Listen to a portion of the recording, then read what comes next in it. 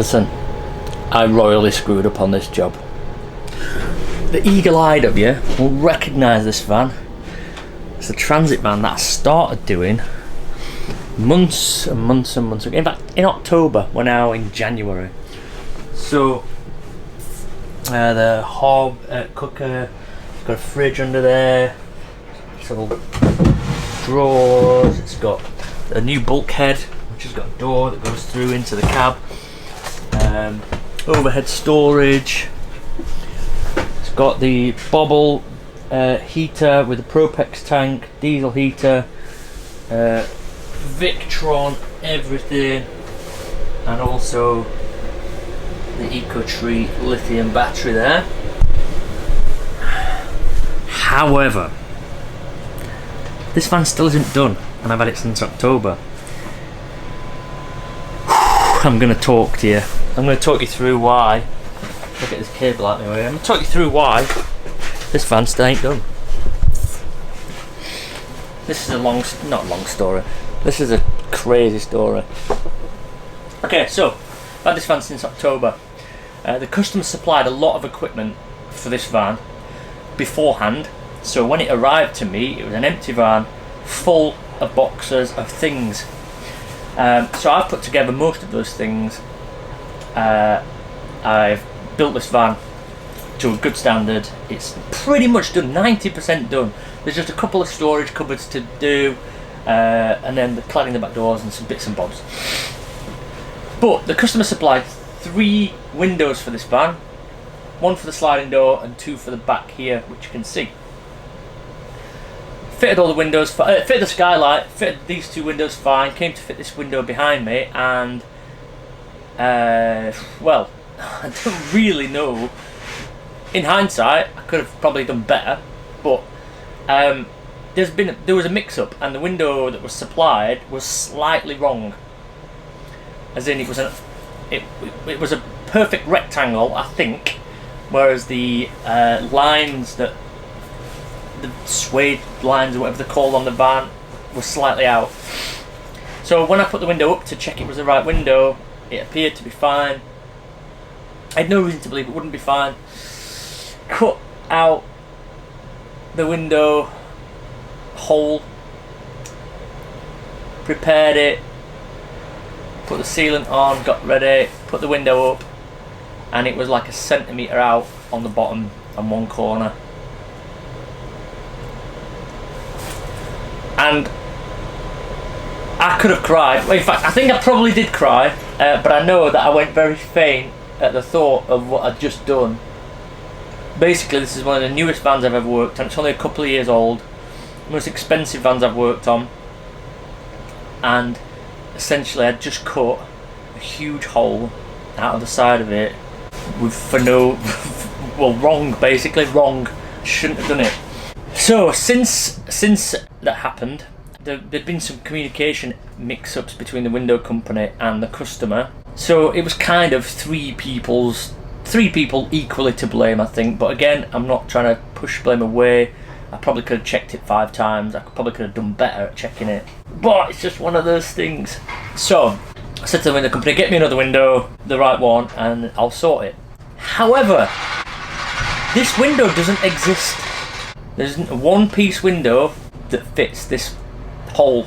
On this transit van, on this model, it's 2 separate windows in the back. So in total, 3 windows down the side. But obviously, there's already a hole there, so there's no metal there to where the windows would join. So, but the window company, Trade Glass UK, got on it. They were brilliant. They've done everything they can to try and help. And we had a window custom made in Turkey, which is where a lot of glass is made. So this is direct from the factory. We had one single piece of glass to fit that exact shape. Absolutely brilliant. So it took about a month from the window company. The guy from the window company even came to me in Doncaster. He drove from wherever it is they're based, drove to me to measure it all up, everything, then drove away with the dimensions. Went to Turkey, because I think he was going to Turkey anyway. Went to Turkey, told me exactly what we needed, and they sent a window. They sent a window 3 weeks ago, I think. I went to go I drove to Leicester to pick the window up and drove it back to Sheffield. I didn't want to risk a courier breaking it or anything, so I drove to Leicester to pick that window up, brought it back to Barnsley, which is where I'm now based, and had it stored for a week or two until I could find time to crack on with it. Now, because this van has taken so long with the window and some other bits as well, what I wanted to do is fit the window on Christmas Eve so that I could send the customer a picture Christmas morning saying it's in. Because it's been a long, stressful time, I thought, brilliant Christmas present, I'll send her a picture Christmas morning or Christmas Eve evening of the window fitted. So Christmas Eve, I came into work and I decided to fit it. So I had to cut the hole bigger because the window fitted slightly different, so cut all the window out more, prepared it all, put the rubber seal on, put all the sealant on, everything, got everything perfect. Went to put the window on, I dropped the window. I overbalanced a little bit. My toolbox was on the floor. In hindsight, my toolbox was on the floor. I'd been standing on the toolbox to put the sealant on, and I should have moved it completely out of the way. I didn't trip over it or anything, it was just, I just leaned over a little bit too far and it slipped out my hand. Smash! It fucking exploded everywhere. So the only window of its kind in the world that ever existed, it's now spread about the workshop. So that was it. I fully admit, grown man, I sobbed. I'm not gonna lie. It was awful. I had to go get in my van. I had to strip off because I was sweating. I nearly fainted. It was awful. And what's strange about it is that I was live streaming the entire thing on TikTok. There were 100 people watching or whatever, and somebody had said in the comments, have you ever made any mistakes that's cost you money? And I was like, no, I haven't actually. And I said, this window's been a bit of a pain though, but it's not actually cost me anything, so it's not too bad. Literally a minute later, that glass was spread about. I could not believe, again, in hindsight, I was under a lot of pressure. I wasn't rushing because I took most of the morning to prep it. I probably took longer than a couple of hours, really. I was under pressure. I knew it was the only window that existed. I even said to the window company, did you get any more made? And they were like, no, we don't need any more. We never get people asking for these windows, so we don't need them. So I knew it was the only one that existed. It's completely under pressure, and I dropped it. The window I've still got the pieces, still got the bits of glass in a bucket. So now I've got even bigger. This is actually plastic here. I've now got even bigger hole in the window, even bigger hole in the van with no window, and still, it's now the 6th of January or something. Still not got confirmation that there's another window coming. So, oh dear me, it's been a stressful Christmas. Again, I've been under a lot of pressure with lots of other things. My head wasn't really in it, but now I've got the added pressure of if we get another window, how am I going to fit it? So I'm going to have to get some people to come. I'm going to have to put lots of things on the floor, carpet and all that to make sure.